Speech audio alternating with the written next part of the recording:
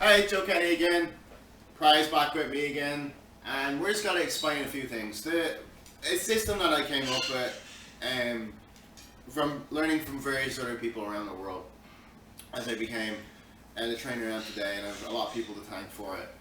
But the system I kind of came up with myself, with help of other people, but the system I found easier for me to understand. I call it three S's and optional T's. So three S's, like you smile, good girl. Right? So you're smiling because dogs read body language, it's their first language. We're speaking now, that's our first language. We speak, interact between each other, that's our first language.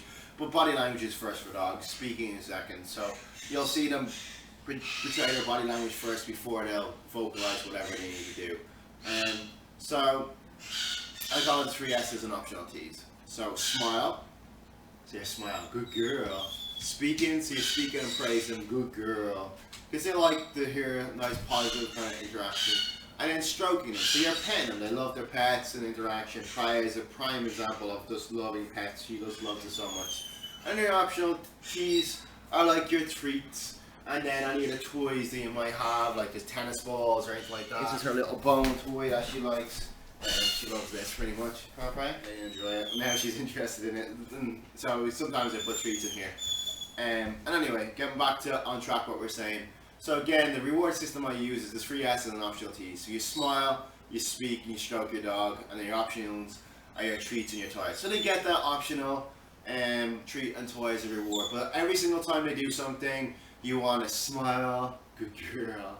You want to speak to them, good girl, Priya. And you want to stroke them, so you're petting them as a good girl. So they get that every single time.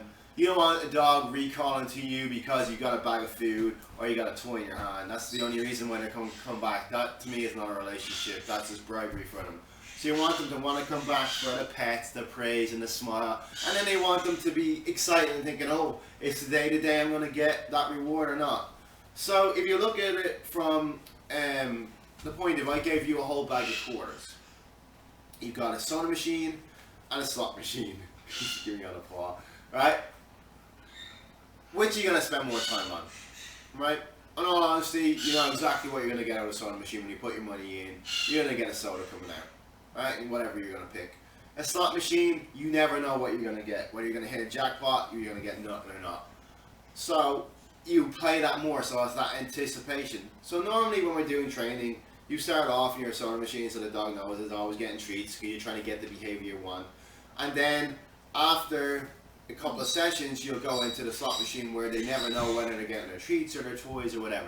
But they should still always get that praise and reward. So sometimes they might get one treat, sometimes they might get four, sometimes they'll get a jackpot of a whole handful, sometimes they'll even get a whole roast chicken.